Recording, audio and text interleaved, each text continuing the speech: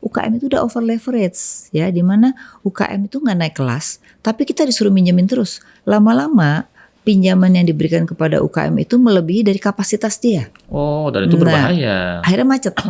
Menurut saya sih sebenarnya ya, dana desa kan kita sekarang 2M satu desa ya. Itu kalau diberdayakan dana itu untuk mengentaskan kemiskinan, gak ada rakyat miskin sebenarnya. Masalahnya kalau benar-benar digunakan yang 2 miliar itu per desa. 2 miliar per desa itu sekarang itu kan blok grant. Blok grant itu ya semaunya kepala desa. Mau bikin kebun binatang di desa, itu ada kejadian. Ada yang digunakan untuk beli bis. Kenapa beli bis? Katanya supaya rakyat di desa kalau jalan-jalan punya bis. Coba bayangkan, yang makan siang gratis dulu ya. Itu sebenarnya bisa membuat ekonomi daerah itu tumbuh. Kenapa? Karena itu bisa menghidupkan UKM-UKM kan. Tapi kan kita lihat dulu sekarang ini apakah UKM disertakan?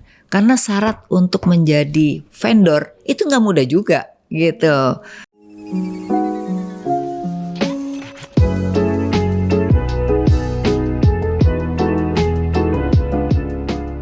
Assalamualaikum warahmatullahi wabarakatuh, Sobat LPP sekalian.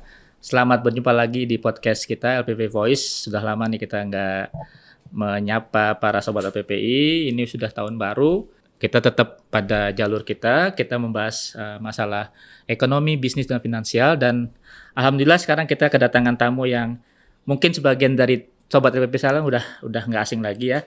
Karena beliau cukup lengkap ya kalau saya anggap beliau tuh praktisi sekaligus pengamat. Ini jarang sekali kita dapat praktisi. Biasanya orang pengamat aja, praktisi aja ya. Telah datang di studio kita Mbak Afiliani. Selamat datang Mbak. Iya, terima kasih Mas Ipung. Gimana kabarnya Mbak Afiliani? Baik. Sibuk apa sekarang Mbak? Sekarang ya masih di bank, terus sama ngajar juga. Ya sama ini Sima tuh siang malam tunggu panggilan ceramah. Ya, untuk yang baru tahu ya atau yang belum tahu, Mbak Afi ini kita mengenal sebagai ekonom. Beliau bergabung di sebuah institusi yang menurut saya terkemuka ya, lembaga riset dan ekonomi terkemuka Indef. Saya juga mengenal beliau dari sana. Tapi beliau sempat beberapa kali dipercaya sebagai salah satu bagian dari bank, pengawas bank gitu ya Mbak, komisaris. Bahkan saya mengenalnya dari dulu, dari zaman komisarisnya masih bank besar, ya, sebuah bank besar. Sampai sekarang setelah bank digital muncul, beliau pun masih istilahnya masih ikut aktif sebagai komisaris. Jadi kalau kita boleh ngomong nih, biasanya kita selalu menyiapkan apa yang namanya tuh outlook gitu ya, proyeksi untuk tahun ini. Nah, tahun lalu kan, awal tahun lalu ya 2024 kita sempat khawatir tuh adanya resiko luar negeri dan dalam negeri. Kalau resiko luar negeri ya kita tahu sendiri geopolitik, ya kan, konflik antara Rusia dan Ukraina masih berlangsung, konflik antara Israel dan Hamas, dan juga makroekonomi global, isu-isu misalnya suku bunga global yang waktu itu isunya adalah higher for longer ya.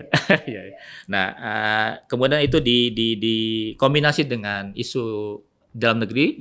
Kita pernah ada isu yang namanya kelas menengah yang terhimpit, kemudian daya beli yang mulai menurun dan hal-hal semacam itu. Fiskal juga masih ada isu. Nah, apakah nuansa di 2024 itu kemungkinan akan bisa berlangsung juga di 2025 Mbak Afi mungkin? Jadi sebenarnya kalau kita melihat 2025 itu tidak lebih baik daripada 2024 ya.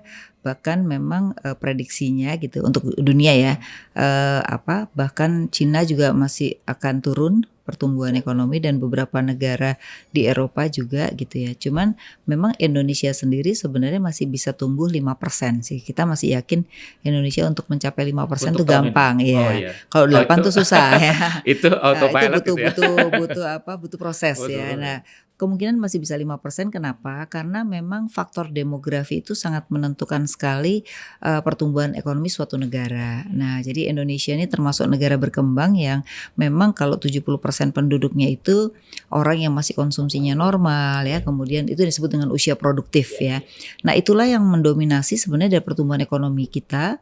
57% pertumbuhan ekonomi itu didukung oleh konsumsi.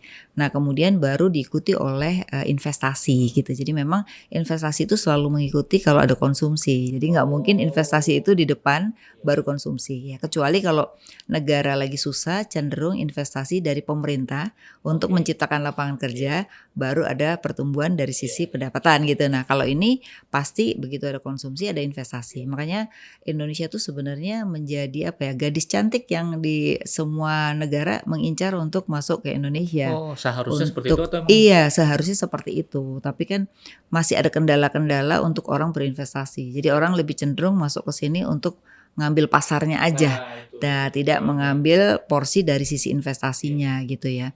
Nah, terus yang kedua selain pertumbuhan 5% memang tantangan yang masih ada di tahun 2025 tuh tantangan suku bunga dan nilai tukar sebenarnya. Apa maksudnya? Satu, suku bunga seharusnya kalau kita lihat 2025 tuh prediksi kita kan turun. Iya. Tapi gara-gara Trump menang Nah, itu. Berbalik. cenderung berbalik. Heeh. Kenapa? Karena mereka sudah membuat statement bahkan kemarin penandatanganan berapa Iya. kepres kan ya. Jadi mereka akan memberikan instrumen untuk perusahaan-perusahaan tuh pajaknya dikurangi. Terus penciptaan lapangan kerja juga cukup besar. Yang tadinya dikira hanya 100.000 ternyata 200.000 lebih kan. Jadi kecenderungan akan terjadi yang namanya dua hal. Satu inflasi karena daya beli sudah mulai membaik di Amerika. Yang kedua adalah turunnya bunga itu akan lambat gitu. Sehingga diprediksikan tahun ini suku bunga masih akan cenderung tinggi dari faktor eksternal. Nah, di faktor internal pun juga bisa tinggi juga. Kenapa? Karena pada tahun ini ada 700 triliun hutang jatuh tempo dari pemerintah.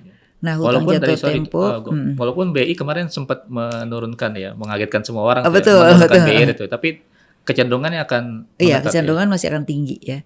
Nah, dari sisi suku bunga pemerintah, obligasi pemerintah ini masih akan cukup tinggi karena dengan 700 triliun kan otomatis ini hukum demand dan supply kan. Bahwa demand-nya terbatas tapi supply-nya akan banyak gitu. Sehingga permintaan mereka pasti adalah suku bunga tinggi gitu. Jadi memang himpitan buat industri terutama adalah perbankan adalah pasti Bank Indonesia juga akan menjaga nilai tukar rupiah karena rupiah akan mengalami pelemahan, dana-dana akan banyak ke Amerika, ibaratnya dolar pulang kampung gitu ya. Berarti rupiah kita akan jatuh sehingga Bank Indonesia harus menjaganya ya. Bahkan prediksi dari beberapa lembaga itu diperkirakan antara 16.500 sampai 16.900 rupiah pada 2025 ini gitu. Nah, berarti kan BI harus jaga. Nah, sedangkan BI maunya 15.300 kan. Nah, ini memang nggak mudah untuk Tapi menjaga. agak kontradiktif ya, statement BI harus menjaga, sementara kenyataannya di awal tahun sudah menurunkan BI rate. Iya, betul. Nah, ini Itu kan akan makanya makin susah. betul, makanya buat BI sekarang instrumen baru yaitu DHE dengan peraturan baru yaitu 1 tahun DHE yang untuk SDA sumber daya alam itu di lock 1 tahun ya. Walaupun memang pengusaha mengatakan wah kalau di lock 1 tahun buat mereka nanti gimana dengan cash flow mereka gitu. Jadi memang harus dipikirkan berdasarkan industri yang berbeda-beda kan. Jadi karena tiap industri kan ada yang memang dia bisa mendapatkan dana udah bisa nggak buat belanja, tapi ada juga yang dia dapat dana tapi buat belanja gitu. Jadi memang ini nggak mudah karena industri itu sifatnya sangat berbeda-beda. Gitu. Sementara itu kalau untuk yang strategi SRBI, menurut Mbak Abi seperti apa? Sepertinya kan tahun lalu kan sangat gencar BI itu menyerap dana itu ya untuk mengamankan Ya, rupiah. bahkan hampir 900 triliun. Iya, menurut data dananya. bahkan itu hampir 25% dari total utang itu yang pegang adalah BI. Iya. Itu kan jadi satu sisi BI memang akan mengerem fluktuasi rupiah, tapi sisi lain kan akan ada keketatan likuiditas di pasar. Kemungkinan memang Bank Indonesia pasti akan membeli lagi kalau seandainya bunganya naik terus kan. Itu juga menjaga nilai suku bunga juga. Kalau BI yang beli dalam jumlah tertentu kan otomatis pemerintah tidak perlu memberikan bunga yang tinggi-tinggi gitu loh. Karena ini juga akan berpengaruh kan pada industri perbankan. Kalau suku bunga terlalu tinggi maka berpengaruh juga terhadap permintaan kredit gitu. Jadi ini tantangan buat BI dan OJK ini adalah bagaimana mengatur keduanya karena supaya OJK ini banknya jalan gitu ya. Di satu sisi BI juga memberikan kebijakan jangan sampai menghambat perbankan untuk kepentingan yang lain gitu loh. Nah, ini paling berat memang tugas BI sih menurut saya gitu. Karena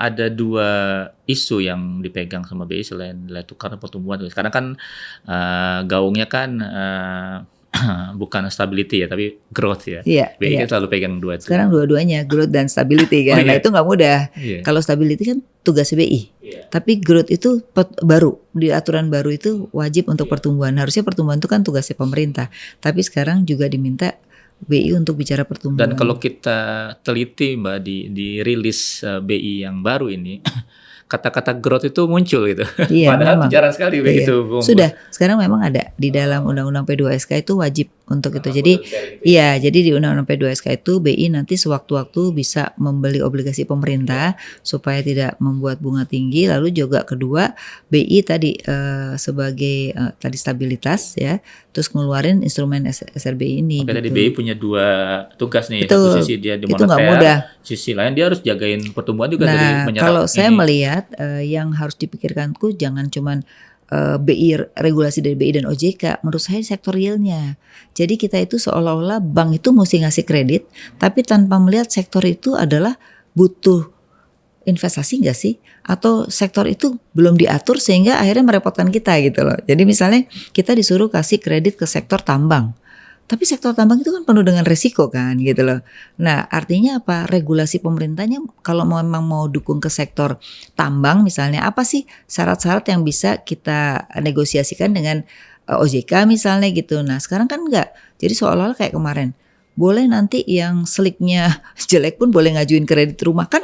Maksudnya mau mendukung pertumbuhan tapi mengorbankan bank jangan-jangan kan gitu ya. Nah jadi menurut saya maka yang harus diurus itu adalah sektorialnya dulu gitu. Jadi entah itu kalau bicara perumahannya, entah itu bicara sektor industrinya, manufakturnya gitu ya. Jadi jangan bang kamu harus kasih pinjaman ini. Tapi sebenarnya di industrinya sendiri itu belum diberesin gitu loh. Mungkin ini ya pemerintah sangat gencar untuk meminta dukungan sektor perbankan untuk setuju sekali itu. pertumbuhan nih. Saya Jadi- kebetulan juga pemerintah sudah kadung menjanjikan pertumbuhan 8% kan.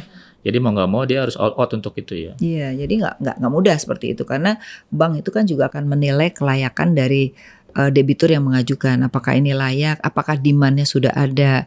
Karena di dalam peraturan bank sendiri juga bank itu kan harus prudent ya kan. Nah, prudensial itu kan kita jaga jangan dijaga gitu sehingga tidak mudah kita memberikan kredit kalau bisnis itu memang tidak layak gitu. Kalau yang layak mah nggak usah disuruh pemerintah Iya. juga kita kasih kredit gitu ya. Nah itu Gitu makanya sih. ada semacam dorongan ke pemerintah agar pelaku usaha atau perbankan untuk menyalurkan kredit yang kira-kira bisa mendorong pertumbuhan gitu ya Mbak ya. Ya Dan kayak itu kan- GWM misalnya gini 30% untuk UKM misalnya. Kan nggak semuanya sekarang perusahaan atau bank tuh main di UKM. Kenapa? UKM itu udah over leverage ya, dimana UKM itu nggak naik kelas, tapi kita disuruh minjemin terus. Lama-lama pinjaman yang diberikan kepada UKM itu melebihi dari kapasitas dia. Oh, dan itu Nah, berbahaya. Akhirnya macet. Macet, Nah iya. gitu. Jadi ini yang juga tadi ujung-ujungnya kenapa nggak di sektor real misalnya, kenapa nggak dibuat insentif agar si UKM ini menjadi closed loop dengan perusahaan besar, sehingga mereka naik kelas. Kalau dia naik kelas pasti bank otomatis berlomba-lomba dong kasih pinjam ke mereka gitu loh. Nah sekarang kan skalanya kecil-kecil, kita disuruh minjemin terus gitu. Ini sektorial berarti kuncinya seharusnya ya. Betul, di perhatian. sektorial namanya kan kebijakan tuh ada moneter, fiskal. Nah yang sektorial ini yang nggak pernah disentuh. Nah sekarang malah sektorial ini agak tertekan nih karena isu-isu fiskal ya, seperti PPN ya, walaupun dikhususkan untuk barang-barang mewah, tapi kan tetap isunya sudah bergulir dari Naiknya lama. kemana-mana. Udah Iya, iya. udah nggak bisa dikendalikan. Kemudian kita juga punya isu apa namanya, mungkin program makan siang gratis. Dan sekarang ada lagi mungkin dengan kompensasi subsidi listrik gitu kan. Hal semacam itu kan justru menurut saya tidak utuh mendukung sektoril gitu ya. Jadi parsial. Jadi pada saat ada ini udah kita bikin ini aja. Pada saat ada PPN naik, ya udah kita bikin subsidi listrik aja untuk istilahnya mengganjal supaya enggak itu ya. Jadi belum ada part dari pemerintah yang benar-benar fokus tadi sektorilnya gitu ya Mbak. Benar nggak seperti? Iya, jadi kalau saya lihat gini, pemerintah tuh pengennya populisnya tuh gini, pengen rakyat tuh semua maju gitu. Tapi yang harus dipikirkan adalah memberikan kail jangan ikan gitu loh. Jadi misalnya subsidi listrik ya bayar 50% misalnya kan, akhirnya fiskalnya habis, terus habis 50% 3 bulan udah susah lagi rakyat ya. Jadi lebih bagus sebenarnya dana-dana ini digunakan untuk pemberdayaan. Nah, pemberdayaan itu adalah bagaimana menciptakan lapangan kerja gitu kan. Dulu ingat nggak zaman 98 tuh adanya ABRI masuk desa. Oh iya, iya, program itu apa? AMD. Programnya adalah gimana mereka bekerja, mereka digaji dari pemerintah untuk sementara waktu, tapi suruh kerja dulu gitu loh. Jangan cuman ya pokoknya tiap bulan dikasih duit, akhirnya orang malas bekerja gitu. Nah ini yang sebenarnya program ke depan perlu. Oke lah kalau memang dianggap berapa bulan ini untuk bantalan boleh, tapi setelah itu jangan terus menerus gitu loh. Harus ada jangka waktu di mana mereka juga diberdayakan ya. Menurut saya sih sebenarnya ya, dana desa kan kita sekarang 2M 1 desa ya. Itu kalau diberdayakan dana itu untuk mengentaskan kemiskinan, gak ada rakyat miskin sebenarnya. Masalahnya Kalau benar-benar digunakan yang 2 miliar itu per desa. 2 miliar per desa itu sekarang itu kan block grant. Block grant itu ya semaunya kepala desa. Mau bikin kebun binatang di desa, itu ada kejadian. Ada yang digunakan untuk beli bis. Kenapa beli bis? Katanya supaya rakyat di desa kalau jalan-jalan punya bis. Coba bayangkan. Jadi di kita ini banyak sekali pengeluaran yang sebenarnya akhirnya membuat beban berikutnya. Karena kan itu harus di maintenance segala macam. Akhirnya untuk rakyat itu jauh lebih kecil. Gitu. Jadi memang saya setuju Pak Prabowo melihat kembali semua anggaran-anggaran negara itu, efisiensinya harus dilakukan. Kalau enggak menurut saya kita akan begini-begini aja, nggak akan bisa menggunakan dana itu untuk insentif, membuat multiplier efek ekonomi yang lebih tinggi lagi gitu. Catatannya sebagai yang sudah di-disclose oleh pemerintahan sekarang, apa aja yang kira-kira bisa diefisiensikan, Mbak? Selain dari dana desa tadi ya. Satu Pak Prabowo udah ngomong perjalanan dinas itu benar sekali. Perjalanan dinas itu luar biasa. Itu pertama. Yang kedua, di dalam setiap departemen itu punya yang namanya pembinaan UKM. Padahal UKM yang dibina sama aja. Dia bisa dibina sama departemen sana, departemen sini gitu loh. Jadi seolah-olah departemen itu harus, padahal menurut saya kan udah ada Menteri UKM, ada Kementerian Koperasi. Ya udah mereka aja yang ngurus gitu. Jangan semuanya pengen ngurus UKM gitu. Nah, itu kan udah mengefisienkan berapa anggaran, ya kan? Terus kementerian-kementerian jangan diperlebar menurut saya. Harusnya mulai justru diefisienkan gitu. Karena kan kita nggak butuh birokrasi yang banyak gitu. Kalau perlu menurut saya nih ada beberapa kementerian-kementerian diswastakan. Malah dapat bagi hasil dengan swasta gitu. Karena apa? Karena gini, orang itu kalau izin-izin tuh lama, malah orang tuh nggak suka. Mendingan jelas izin dapat, bayar berapa gitu loh. Nah kalau birokrasi itu susah. Kalau bisa dipersulit ngapain dipermudah gitu. Kita nebak-nebak dulu berapa. Betul. Jadi ini pernah kejadian, ada baru-baru kejadian. Jadi investasi jadi taksi yang baru nih yang dari jadi mereka mau hanya sehari hanya bisa 50 mobil katanya. Nah kalau itu yang terjadi kan akhirnya berapa tahun dia udah investasi kan rugi dong. Kan minta tolong dari atas ke bawah. Akhirnya biaya lagi kan. Nah gitu. Jadi kita itu belum siap untuk menerima investor dengan berbagai masalahnya untuk bisa dipecahkan. Jadi akhirnya dilempar-lempar sana sini. Terutama birokrasinya ya. Betul. Belum siap. Itu yang saya bilang tadi, kalau perlu diswastakan aja gitu. Yang menyebabkan secara gambaran umum ya, misalnya Apple yang gagal ke sini. Kan ke Vietnam semua sekarang. Iya, Nvidia juga gagal ke sini. Betul. Karena kita ribet ya dan gak jelas. Sementara kita yang di bawah menuntut, masa kita jadi konsumen terbesar nggak mau invest di sini, padahal emang dari birokrasi mereka nggak mau, nggak nyaman karena nggak pasti gitu ya. Pengusaha yang sukses itu hanya pengusaha yang zaman Pak Harto itu dibesarkan, sekarang tambah besar, tapi tidak ada perusahaan baru besar. Karena dulu pada zaman Pak Harto itu ada 10 pengusaha pribumi disuruh kasih pinjam bank gitu ya, untuk didukung. Nah itu sekarang udah jadi orang sukses semua gitu. Nah jadi kita juga mesti sebenarnya memikirkan ada program-program yang membuat orang itu menjadi naik kelas gitu. Nah kita belum ada tuh program seperti itu gitu. Berarti kalau kata kuncinya soal pertumbuhan ya Mbak Afi, apakah 8% yang ditolak pemerintah itu achievable buat kita itu? Untuk saat ini belum ya. Kemungkinan kalau 4 tahun lagi itu harus dikerjakan, karena itu butuh 3 kali lipat dari yang sekarang. Ya. Nah sekarang kan masalahnya untuk menarik investor aja susah. Bener, gitu. Semuanya wait and see kan. Kasih contoh gitu. Tadi 2 besar itu nggak bisa. ICOR kita juga makin 6,3, harusnya ICOR itu sekitar 3-4% ya.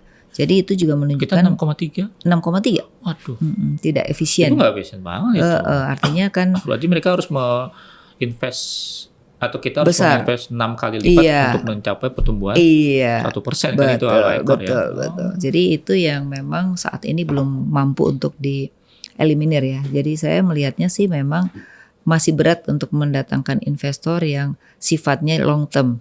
Yang investor banyak yang datang yang short term. Jadi beli saham, beli obligasi, besok keluar gitu. Jadi hit and run aja gitu. Itu yang membuat kenapa rupiah kita selalu volatilitasnya tinggi. Karena cenderung hit and run gitu. Jadi kita tuh belum punya fundamental dari sisi cadangan devisa itu berasal dari sektorial yang kuat.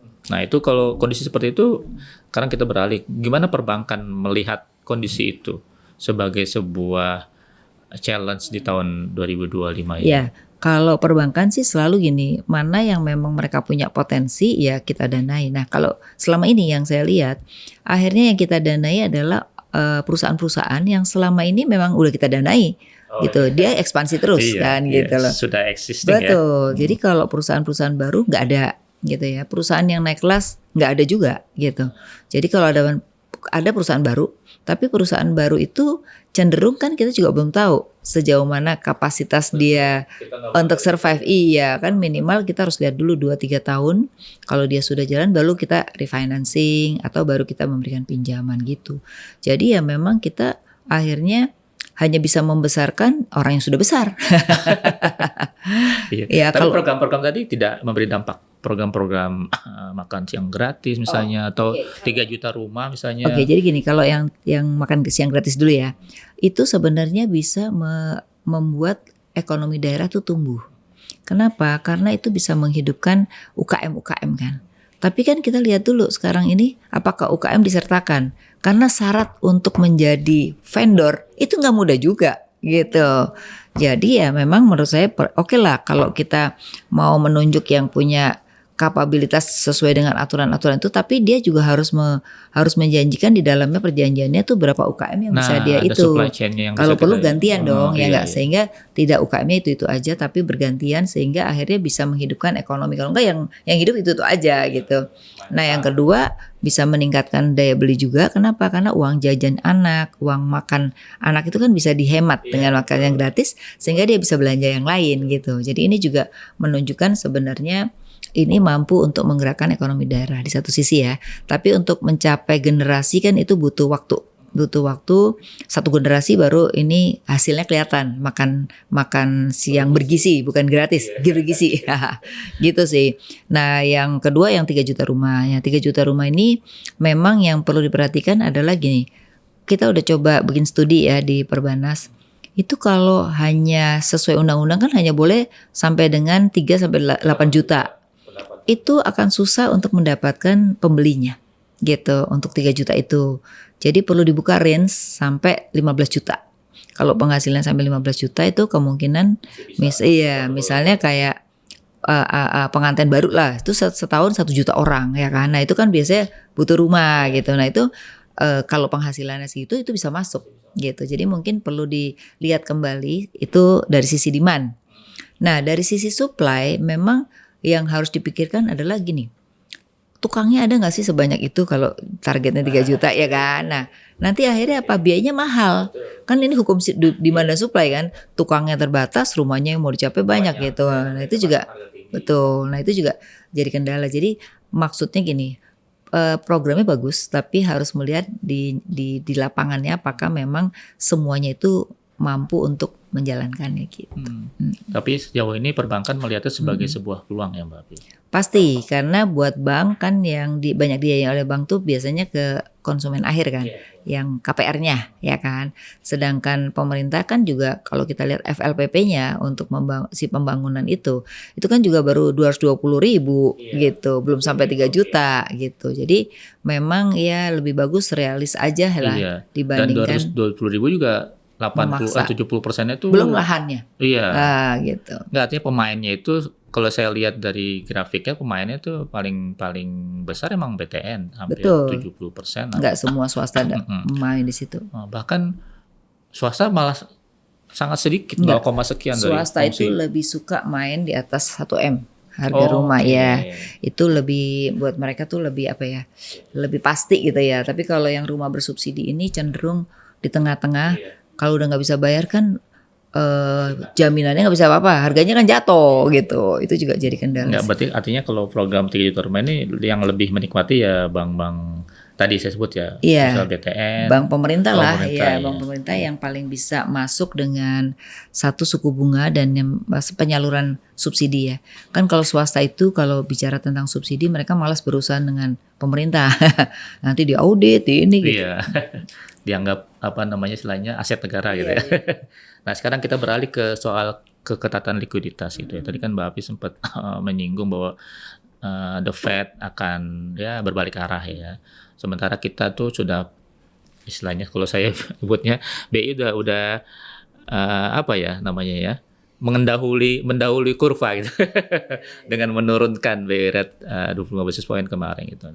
Nah, isu keketatan likuiditas yang akhir tahun kemarin sempat mencuat tuh apakah akan bertahan lama? Walaupun BI menurunkan ya, tapi kan kita ngelihat ekspektasi di luar kan The Fed. Kelihatannya masih ya karena likuiditas di tahun 2024 tuh udah ketat. Sekarang kemungkinan bisa tambah ketat karena kebutuhan dana tuh sangat besar. Satu tadi dari utang pemerintah.